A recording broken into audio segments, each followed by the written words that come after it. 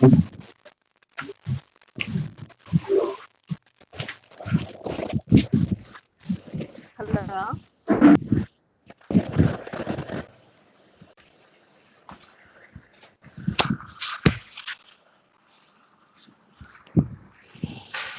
అందరికీ నమస్కారం.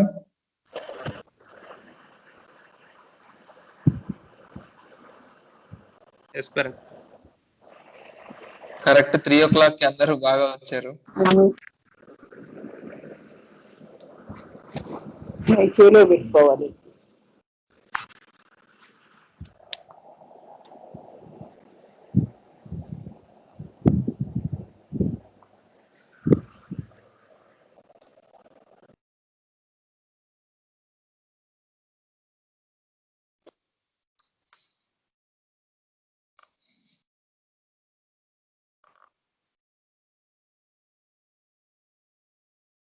ఓకే, ఎవరైనా ప్రేయర్ తో స్టార్ట్ చేస్తే బాగుంటుంది.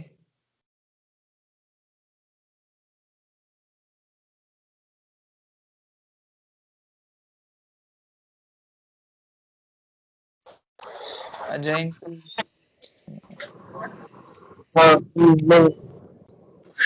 ఉన్నారా? భరత్ స్టార్ట్ చేయమని.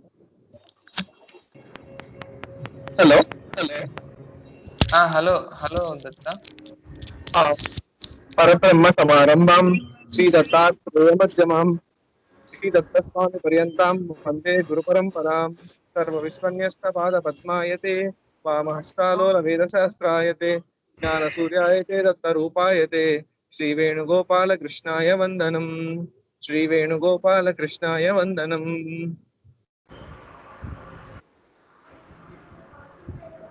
Gurudatta, Sridatta, Prabhudatta.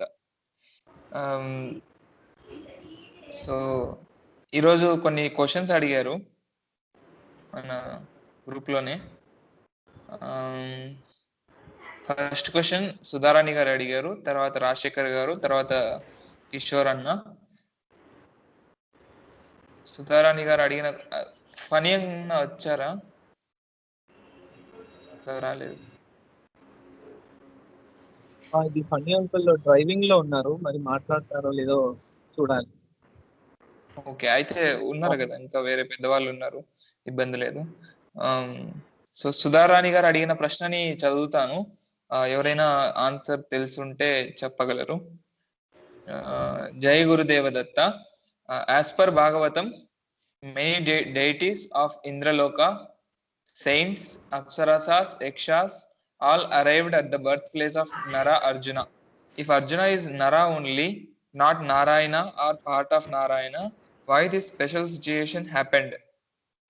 Arjuna partly trusted Lord Krishna and worshipped Lord Shiva for Pashupatastra too. In spite of his manly actions, why he paid special attention throughout life since birth? Please correct me. అంటే ఇక్కడ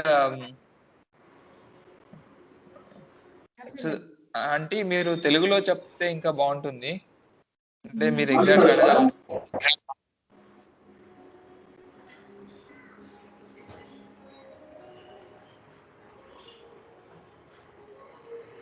hello Sudharani గారు, మీరు తెలుగులో ఈ question ని మీరు అడగగలిగితే ఇంకా బాగుంటుంది క్లియర్ గా.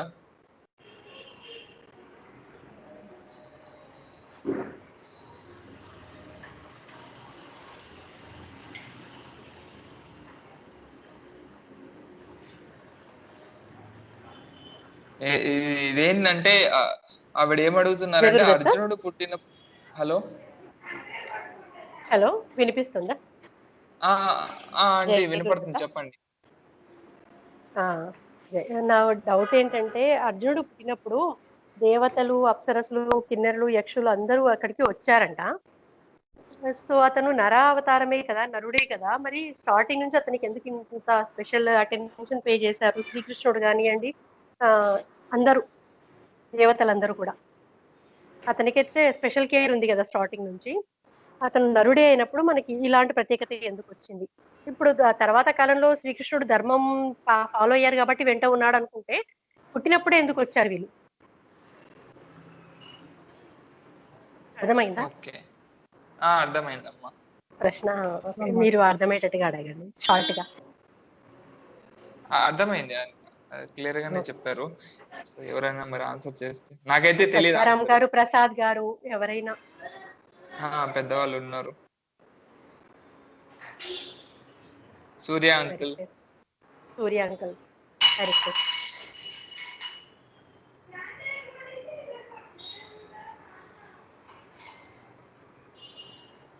వాళ్ళు కారణ జన్ములు కాబట్టి లోకహితం కోసం జన్మించిన వాళ్ళు అర్జునుడు గాని పాండవులందరూ.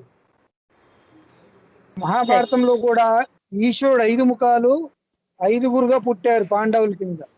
రామాయణంలో ఈశ్వరుడు ఆంజనేయుడిగా పుట్టాడు. కాబట్టి వాళ్ళు కారణ జన్ములై ఉంటారు. ఒకళ్ళు ఒక రోల్ తీసుకొచ్చారు. నరుడు అంటే అక్కడ నర ఋషి, నారాయణతోటి నిత్య సామ్యం ఉన్నవాడు.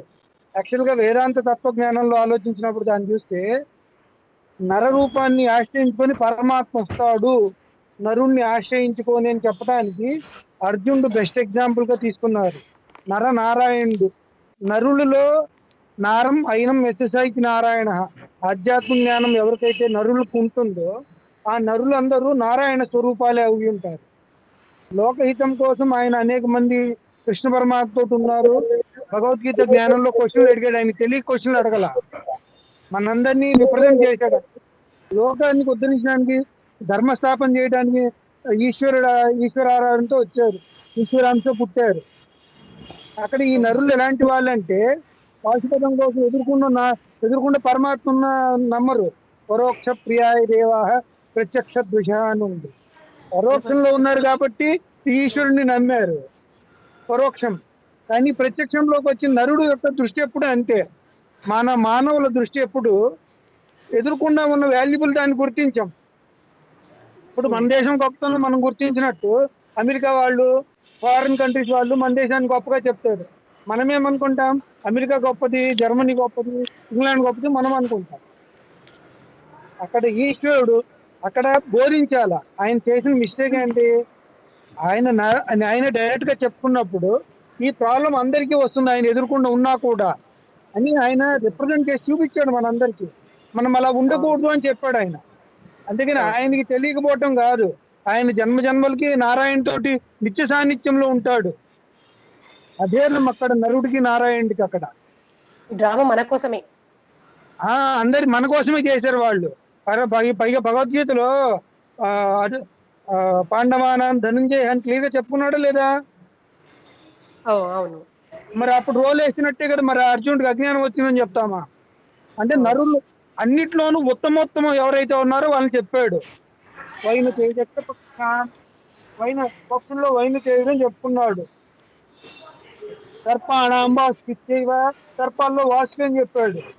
అంటే ఏంటి, ఏ కేటగిరీ ఆ కేటగిరీ హైయెస్ట్ ఆయన చెప్పుకున్నాడు కాబట్టి, హైయెస్ట్ ఆయనకి ఉంది కాబట్టి నరుల్లో అందరినీ హైయెస్ట్ చెప్పింది నా అర్జునుడికి తీసుకొచ్చాడు కేటగిరీకి.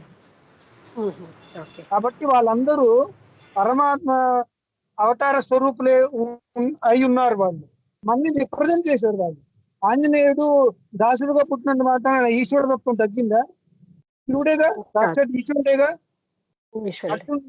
ఆ రోల్, ఏ రోల్ అయితే ప్రపంచానికి బోధించదలుచుకున్నారో, ఏ రోల్ అయితే జ్ఞానాన్ని, ఏ కంటెస్ట్ ఇవ్వదలుచుకున్నారో ఆ రోల్ కరెక్ట్ గా చేయాల్సిందే. స్వామి చాలాసార్లు చెప్పారు,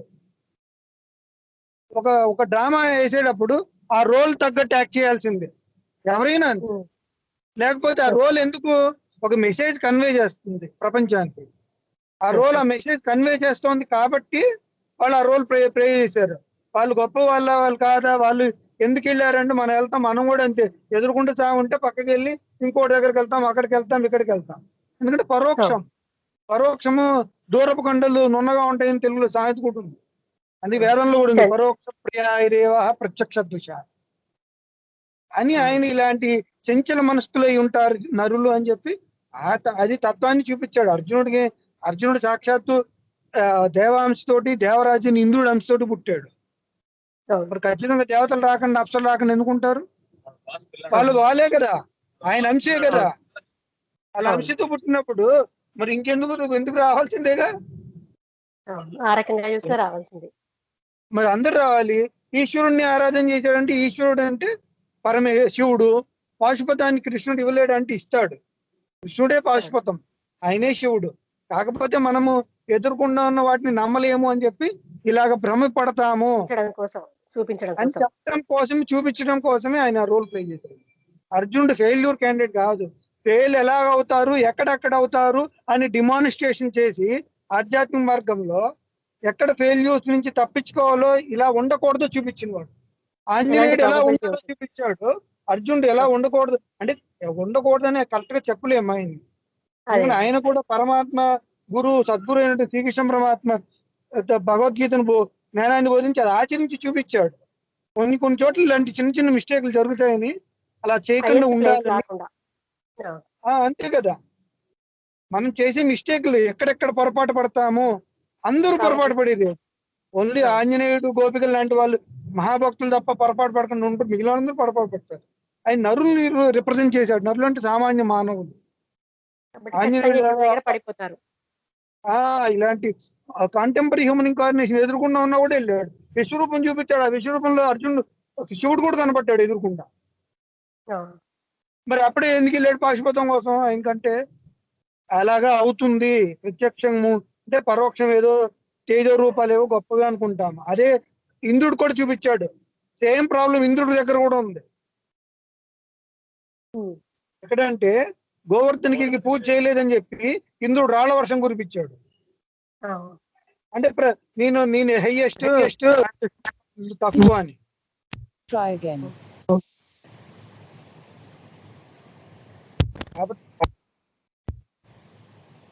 హలో, చాలా చాలా ధన్యవాదాలండి. చాలా అర్థమైంది, చక్కగా అర్థమైంది.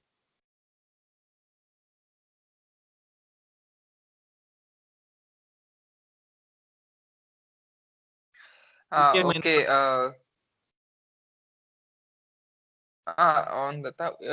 రాజశేఖర్ గారు 3 ప్రశ్నలు అడిగారు.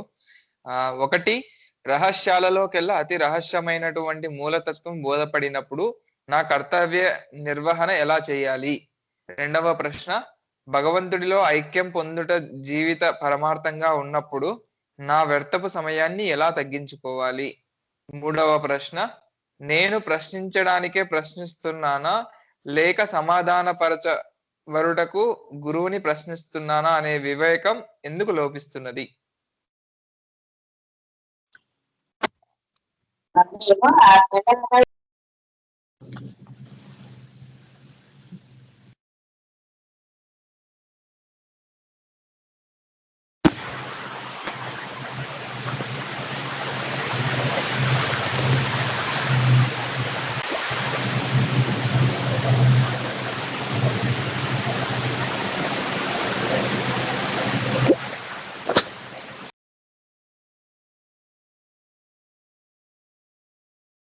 హలో హలో, ఎవరైనా వీటికి ఆన్సర్ చెప్పగలుగుతారా?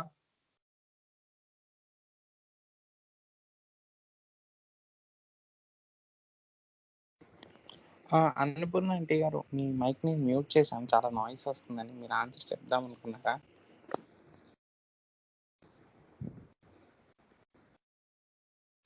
అమ్మా అన్నపూర్ణ గారు,